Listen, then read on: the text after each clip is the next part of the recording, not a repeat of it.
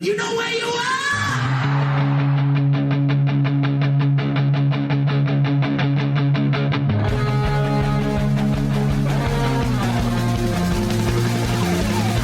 This is Appetite for Distortion.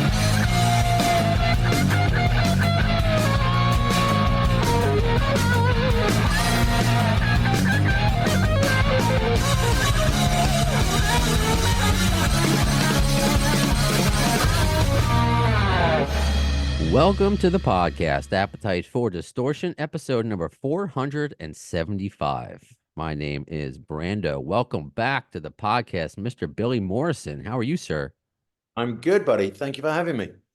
You know, some of my listeners may remember last time you were on was, I think it was late 2019. You and Dave Navarro were on. We were promoting the Above Ground project and talking about mental health, which is a very common theme on this podcast. So Yeah. I often cite that episode as one of my favorite episodes I've done. So I'm really appreciative of your time today. So I get to talk to you one-on-one and some about some more stuff. I think that right after we spoke, the world suffered a huge mental health crisis. So it's appropriate, you know? Yeah, no, I remember that. And maybe we'll get into it later. Because you were on with Dave Navarro, and I think after that is when he got long COVID and he was out for a while, and it was So Yeah, it was right before COVID wiped out the whole planet. So, you know. yeah, but let's try to focus that the world is kind of back to normal. Well, I guess this is a good way to segue into everything because congratulations on the Morrison Project, which is doing so well. Thank you. Did that because a lot of projects started in COVID. When did that it started that same thing for you? It did. I mean, I'm lucky enough to have a recording studio in my house. And so I did what any creative person did when you get told you're locked in, you can't go out, there's nothing to go out for. I did what any creative person would do, which is create. And I think the success of the Morrison Project has been largely due to the fact that I was not making a record. I did not sit down and go, I'm going to make a record. I was having fun and didn't think anyone would ever hear it. So that's why on that record, there's a rap song, there's a ballad, there's a punk song, there's a metal song. It's all over the place genre-wise, which you just wouldn't do if you signed a record deal and went, okay, I'm now going to make a record. Interesting. I guess that makes it an honest record. It's the reason it's a Billy Morrison album, even though I've got some friends on it, is it's my songs and my vision and my whole cohesive. It's what I do when no one's looking. Does that make sense? It does. You're the nucleus, and it shows you in your most raw form. Yeah. So, and that's interesting. You thought that no one would ever hear it. Like, was it No, just? I mean, I didn't sit down and go, I'm going to have a solo career. I just don't make plans to have a solo career. I'm super happy being Billy Idol's guitar player and super happy with my painting career. I'm happy. So I certainly don't sit around going, how can I be a solo artist? It's a lot of work, but the body of work that I ended up with was so undeniable. And TLG, who's my label, goes through Virgin. They were so not desperate. They heard what the record was, truly what it was, which was a pretty honest and raw and great sounding album. And so the combination of that and them, I was like, okay, fine, let's put it out. I did not expect a #1 single. I did not expect to be doing For Your Consideration Grammy stuff right now. Like it's insane, but I'm fortunate and I'm really grateful. That's so cool. And I think that shows people at the end of the day where the art should come from. Yeah. It's just being yourself and being a creative and not thinking about the outside forces. Because I was going to ask you about why all the genres, but that's something that's internal. You just feel all that. I feel all that. Look, when I'm down, so I have you know, I'm an artist as well, and I have a proper art studio upstairs, but I have a spraying studio downstairs because it needs to be ventilated with aerosols. And all I listen to down there is Snoop, Biggie, Tupac, Cube, Dre, Eminem, Public Enemy. I listen to old school hip hop. Wow. When I am playing guitar, for no reason other than I want to play guitar, I'm recapping Nevermind the Bollocks and the New York Dolls first album and Iggy Pop and the Velvet Underground.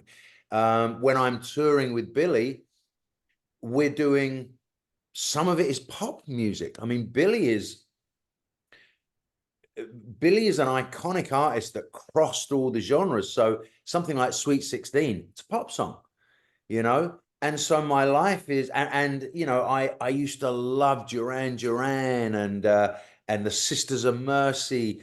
What stirs my blood is broad. So left to my own devices in a recording studio, you're going to get broad. You're going to get all kinds of genres. EDM. I mean, all of it. Is that something that you've noticed has become maybe more accepted throughout your career? No? No. Cross-genre albums are very difficult. The amount of old school music industry people that clearly get involved. Once you have a video with 5 million hits and a #1 song, and people are talking about Grammys and all of that, other people in the industry take notice, put their opinion in, they want a piece, which is fine. But the comments have all been, well, you can't put a song to radio that has the word crack in the title. And well, but this is the mentality.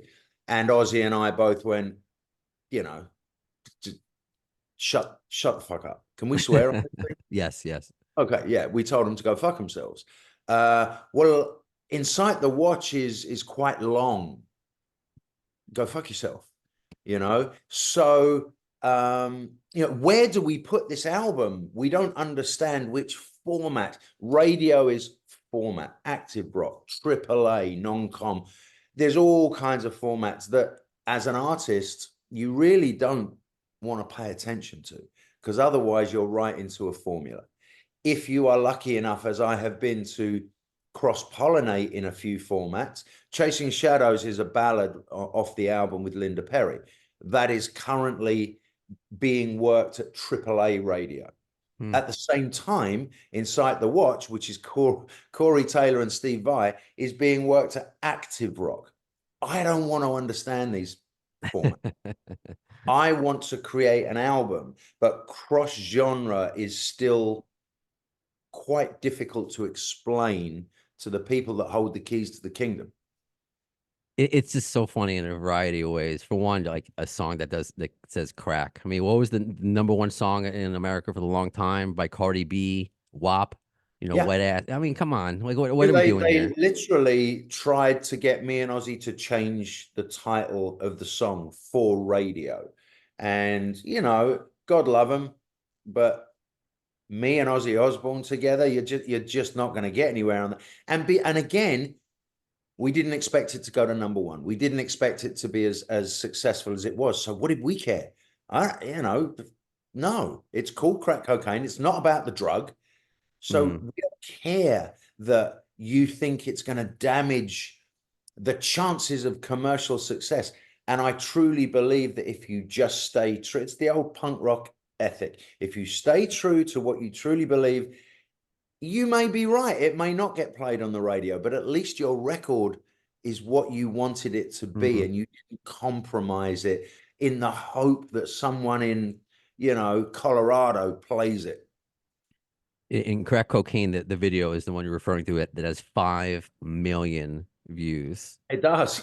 5 million. That's so cool. In today's world where it may not be the most rock friendly, that is so cool. And the comments of just being like, thank you, you know, The comments are huge. I want to, if anyone watching this commented, I want to thank you, because it's almost, there are always trolls, but it's sure. almost impossible to find a bad comment on there. And it's mainly thank you for keeping rock and roll alive. Mm. That means the world to me, because everyone, oh, rock is dead, it's all this, it's all that. Well, clearly it's not, Yeah. because the Morrison Project album came out of nowhere on a little label and blew some shit up, you know. So rock is not dead. That's as punk rock as it gets, man. I love that. Yes, that's right, and that's what I'm about. Was Ozzy surprised as well? We were both surprised. I mean, look, in the comfort of his kitchen, when we're both just sitting there, we're talking about it, listening to it, we both did look at each other and say, this is a hit, right? Steve Stevens, who co-wrote the song, he said, if ever I've heard a perfect, rock hit, this is it. But being in the business, you can have a hit and it never becomes a hit. Becoming a hit is nothing to do with we've written a good song. It's to do with all the other cogs in the machine that make it a hit. However, those cogs tend to move nicely and quickly when it really is a quality song. You also referred to Incite the Watch with Corey Taylor and Yeah. Steve Vai, the video, which is such a cool throwback with, I mean, the animation style is very new, very modern, is very cool. But just the fact that you and Steve fight the alien monster guys with your guitar is just It, very old school. And it was it just was like, something yeah, I've always wanted to. I love Scooby-Doo, right? sure. And so I've always wanted to do a Scooby-Doo type animation, Yeah, I but can with see that. AI backgrounds. And we were lucky. We found this guy works for Disney, but was working with a friend that was developing this technology called Cinetech, which makes it. The technology was there already, but Cinetech makes it easier and quicker. Normally, it takes about 9 months to do a 5-minute animated video. Wow. Animation takes forever, but this technology helps us amalgamate AI backgrounds and the Scooby-Doo type animation. And the story was literally me sitting there. Well, what have I always wanted to do? I want to fly. Steve Vai texted me and went, oh my God, I can finally fly. Thank you for making my dreams come true. Oh yeah, totally cool. Now I could see it with the Scooby-Doo kind of vision. And I was going to ask you, was it the animators that kind of drove the story? But it seems like you had your hand in there with what you wanted to No, do. it was our story. It was my story. I discuss a lot of I have an artistic director that works on the whole album with me, photography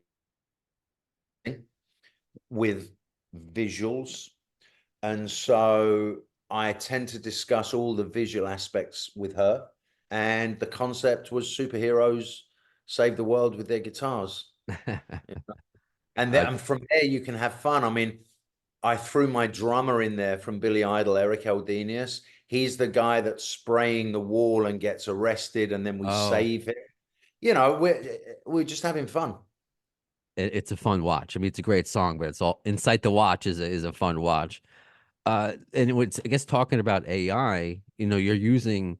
I've had this conversation before with different artists, and of course, it's a hot topic just among creatives now. Yeah. What are your thoughts on it? Is it just another tool? Are you worried about what could be, about these AI artists? I mean, in my Uh, world, they're actually doing AI radio DJs. I mean, what are your yeah. thoughts on AI overall? I don't know enough about it to have a thought. Fair enough. I think that any technology, you have to embrace it, because look, we've gone from vinyl records and cassettes and 8 tracks through CDs. Now music doesn't really exist in a hard format unless you're a vinyl collector, and it's all Mhm. going old school.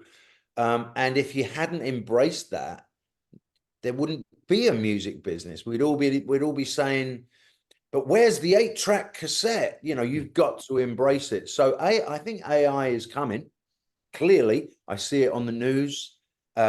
The brand new phone, it tells me now it does AI. I don't know what that means. I just make phone calls and text, you know. But when I'm making an animated video and the director of that video says, well, we have this AI technology that we can use, I don't ask how it works. I just say, what's it going to look like? It's going to look like this and this, and here's a mock-up. Oh, I like that. Let's do that. You know, as far as AI artists and DJs, well, I mean, obviously that sucks, you know, but what are you going to do? You're going to spend your whole life fighting something that is inexorable. Inexorable, by the way, for the people watching this that don't know what it means it's coming no matter what you do. It's coming. So maybe we try and embrace it and get some rules and regulations around it and utilize the technology like I just did. The backgrounds for my video are AI. So what? You know, I'll say this because I do work in radio other than this podcast, and we tried it. I won't say what show, but AI callers. You know, when people could call in with love Yeah. dedications or whatever, just to try it, and it just lacked a soul. Like you can just Of course it will. tell. Yeah. Of So it course. lacked a soul. I mean, I think people shouldn't be as afraid as some people. Some like, oh, You it's can, Terminator's going to take over. here's what I'm going to say, Brando. The Morrison Project would not have existed if it was done using AI. Right. Soul of the Morrison Project is the reason for its success. You can't AI that. So 100%. I'm not scared. I think people will use it and embrace it, and it'll be a mess for a long time. But you have the choice not to use it. You can do what I did and make a record. You know, write Well, the not song. every. Sorry, here's the pivot though. Not everyone has the choice that you have and get to call all your rock star friends. Yeah, but so let me get something clear here, and I've said this in every interview I've done. Okay. I didn't sit down and think, how many famous people can I get on this record? That didn't happen. I wrote the music first. I found myself writing lyrics and singing to about 6 of them. And I loved what I was doing. And it was a Billy Morrison singing. I mean, I sing 6 of the 12 tracks.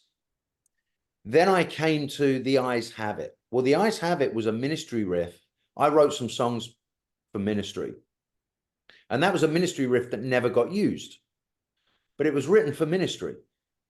So I have Al in my phone. Why would I not, to serve the song, you know, why would I not call the guy that is going to sound way better than me singing that song? And that turned into the other 6 songs. You know, the piano ballad, there is a version of me singing it. The Chasing Shadows was written entirely by me. Lyrics, melody, chords, everything. If you're going to ask Linda Perry to sing it, she's got to hear it. So I had to sing that song to send to Linda and say, please ignore my bad vocal, you know, and the world will never hear that, because while I can sing it, no one wants to hear that. They want to hear Linda Perry's amazing vocal. So my friends appeared on that record because they're my friends, not because they're famous rock stars. Their names fit the song. Crack Cocaine, there's no one on earth that could sing that other than Ozzy Osbourne. If you take the vocal off, it's still an Ozzy riff.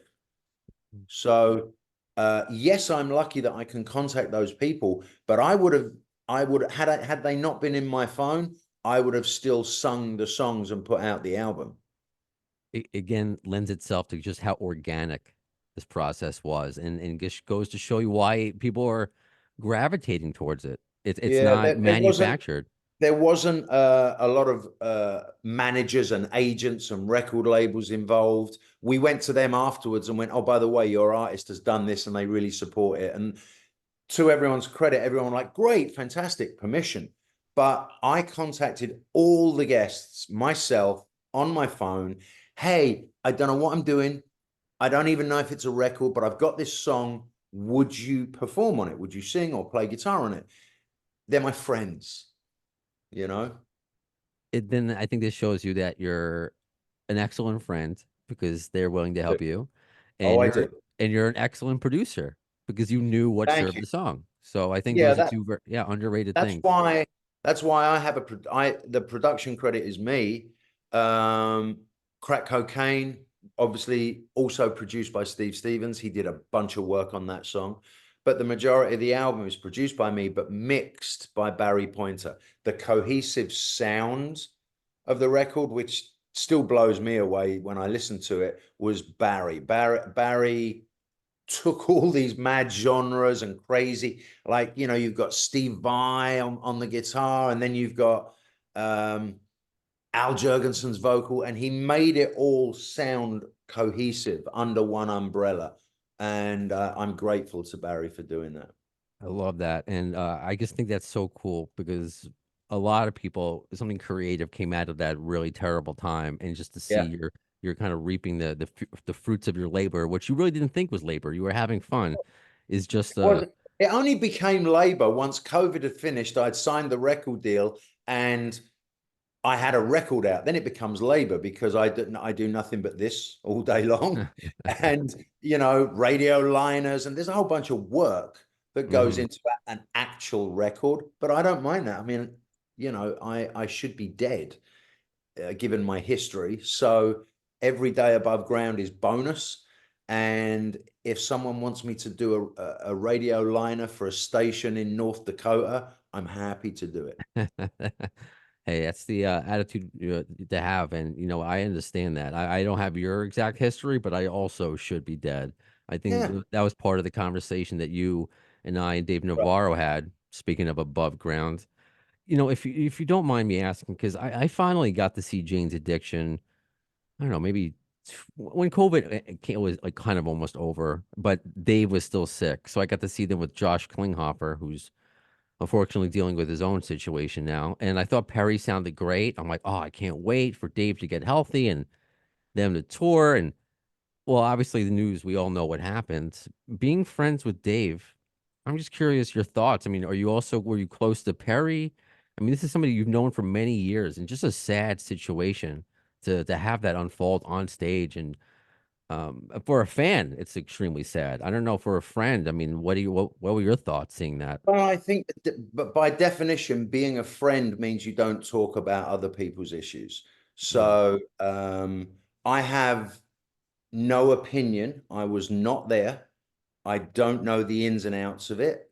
And I wish them all nothing but love. I completely understand And that, if and you want to talk about Jane's Addiction, that's a different episode. no, I respect that response because it's like, yeah, that's what you do with friends. And what are you gonna say? You weren't there, and you're not gonna speak for Correct. for somebody else. But I kind of I wish everyone involved love and light and yeah, yeah. friendship. Yeah, no, me as well. Absolutely, me as well. And kind of, I made a lighthearted kind of like reference because you like, okay, you would never imagine these people fighting on stage. Everyone thought that was going to happen Oh, with Guns N' oh, Roses. hold on, buddy. Sure, I'm on an interview. it's a bat phone. Yeah, it's the bat phone. Do you have to go, or you're all Sorry. good? No, I'm good. I'm good. It's Okay. life. It Well, okay. happens. You never know if Ozzy's calling, wants to have tea. You never know. And I understand that he would take precedence over me. But I was saying everyone thought that would happen with Guns N' Roses on stage. And last time you and I spoke, I do that 6 degrees of GNR bacon, and I think you told me you were at those legendary marquee shows back in the day. Uh, what do you think about them? Just because they broke up and now I don't know, they're successful, seem to be having a great time on stage. I know you're friendly with some of the guys, but just to see, as we alluded to before, people that maybe should be dead, maybe you, maybe me, out there being successful. I uh, I am so happy for them. I think that when you have written such iconic songs as they have, they deserve to be played live. I'm glad that any differences, whatever they were, have been overcome and that they were able to go out and be what they always were meant to be, which is the biggest band in the world, you Right. know? Um, and you can critique it all you want. They are they are very happy. They are in their nice houses with their security, meaning financial security that they deserve. They wrote incredible rock songs. They are an incredible force to be reckoned with. They certainly give fans value for money. They play for what, 9 hours or whatever the fuck they play for. Right. And why not? They have the material. They are one of the world's greatest rock and roll bands, and I'm glad they're out there playing. Very cool. And it's just, again, I love seeing that you of that era, that ilk, and them, just people surviving, and me who, I just turned 41, who wasn't there, who was or was too young, Right. finally getting a chance to see some But of these artists. so that's the other thing. Look, with Billy Idol, I mean, Billy Idol is one of the most iconic singers out there. And our audiences are what we would hope they are. You've got the people that were there in 1986, and you've got their kids. And sometimes you've got their kids, because the music transcends a period of time, and that there are few and far between. I'm not going to name any names, but there are bands right now that are doing the sheds across America. Are they going to be playing those songs in 40 years' time? I doubt it. So there is a difference between rock star and rock icon. And I'm just fortunate that I play guitar for a rock icon, which means we continually go out around the whole world and play to arenas full of people. I'm lucky. Were you a little, I mean, I'm lucky to have seen, I saw Billy Idol 20 years ago. It was at Roseland Ballroom. It was so funny. I was wearing a Doors shirt, and another audience member was also wearing one. And I don't know if it's still in his set list, but LA Woman. Yeah, So we like, play. okay, so when he covers that, we both looked at each other, just two random strangers. We're like pointing at, yeah, I don't know. So something I remember all these years later. That's nice. It's a bit of unity through rock and roll. It is. And believe me, I'm going to pass all of this down to my 17-month-old, Oh, who's I hope so. Congratulations. thank you. That's what happened. That's what I was busy with during COVID. Like, well, it happened a little bit after. Not necessarily a COVID baby, but a little bit after. So with that, because I'm going to take him to shows, touring with, you going to do Morrison Project, or are you going to do Billy Idol? What's next for you? I would say to you, how on earth do you tour an album where the #1 single was sung by someone who's not going to be there? Do people want to pay money for a ticket and watch me sing Crack Cocaine? I doubt it. I doubt it. Let's be truthful. So while I have the material to tour, I think it's best. The album is successful because of the honesty behind it. Definitely, clearly not a cash grab, because no one earned a penny off it. It costs a lot these days to do what I'm doing with this album, which is vinyl, CD, worldwide release, PR, marketing, all of that stuff costs a fortune. So no one's earned any money out of it. But it's an honest statement of musical integrity. Am I not breaking that musical integrity, trying to go and play the House of Blues in Chicago with a band that wasn't on the record and none of the guests? I think so. Okay. Because you see people try like Slash with his blues record. It's not Yeah, but every. Slash is Slash. Slash is Slash. I'm not Okay. Slash. I just feel my gut, and I listen to my gut. My gut says, leave it as one of those cool moments in time, that the year of 2024 was a very successful year for you, and maybe put your energy into doing the Morrison Project too.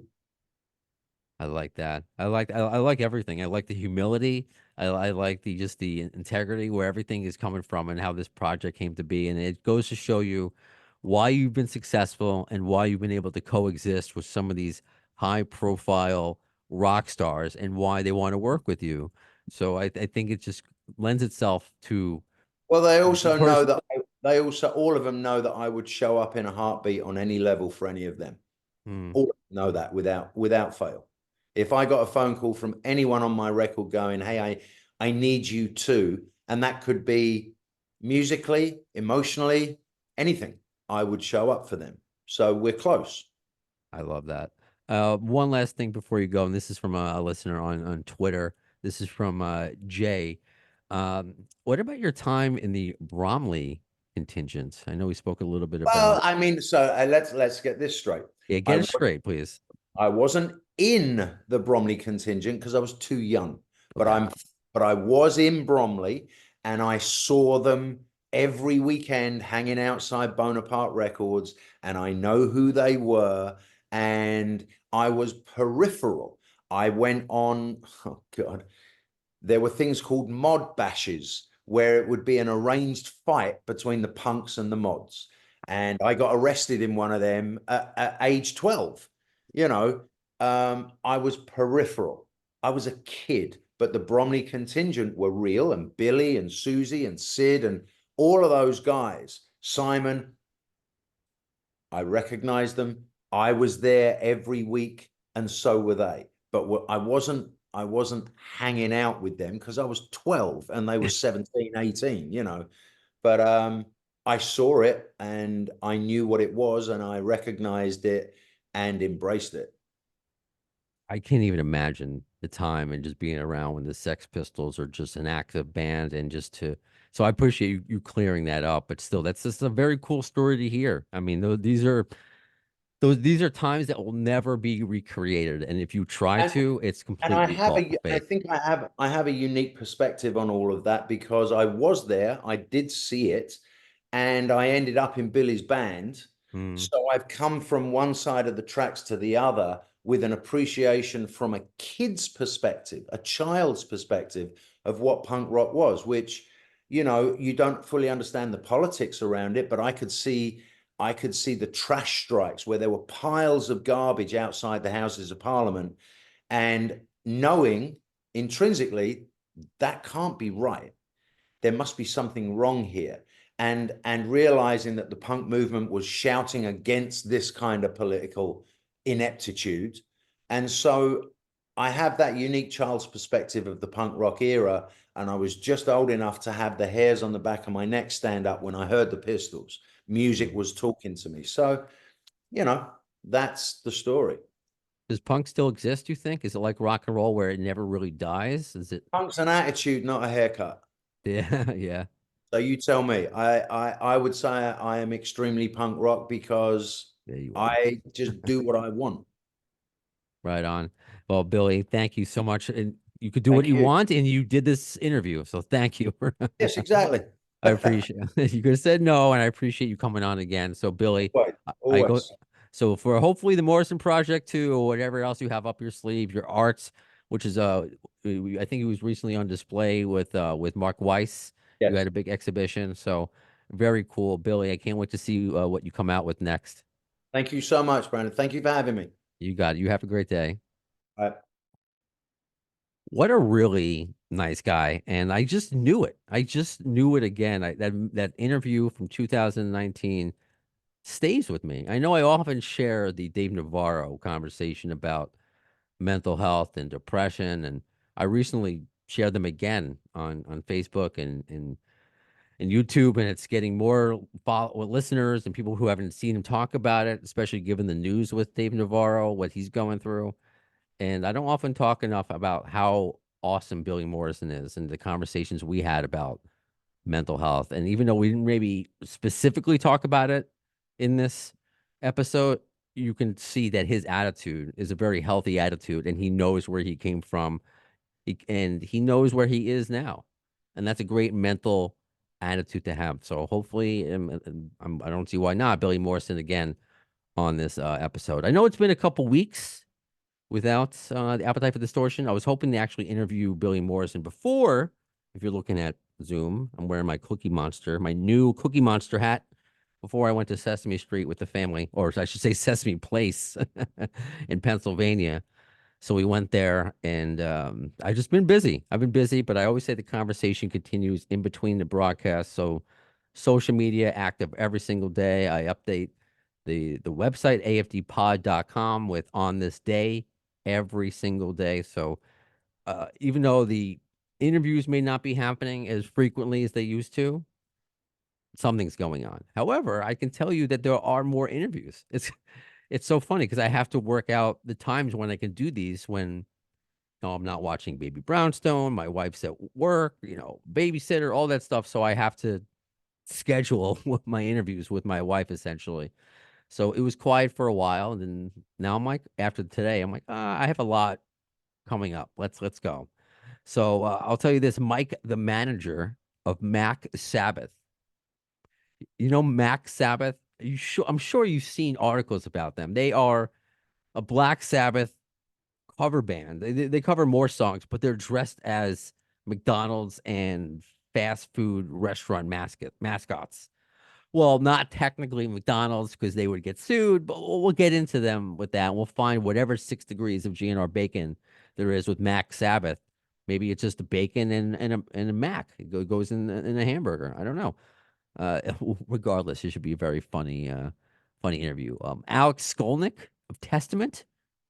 That's going to be a really fun interview. I can't wait to talk to Alex. He's always opinionated. I'm sure I'll talk to him about The Simpsons as well. Also on the way, been waiting for this guy, Frankie Perez. You know that name. He's a longtime singer. He was going to be, we'll see how close he was going to be the lead singer for Velvet Revolver.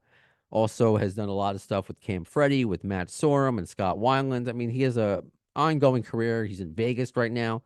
So those I could tell you that are coming up. Mike, the manager of Mac Sabbath, Alex Skolnick of Testament, and Frankie Perez, and working on more. Actually, I was gonna try to get Samantha Fish, but it's gonna work out for next year when she comes out with her album. Samantha Fish, you may have seen on tour with Slash on his Serpent Festival. So working on that and others. So just stay tuned. But conversation continues. Facebook, Twitter. Always gonna call it Twitter, not X. Instagram, afdpod.com, the afdshow at gmail.com. You can do guest suggestions if you want.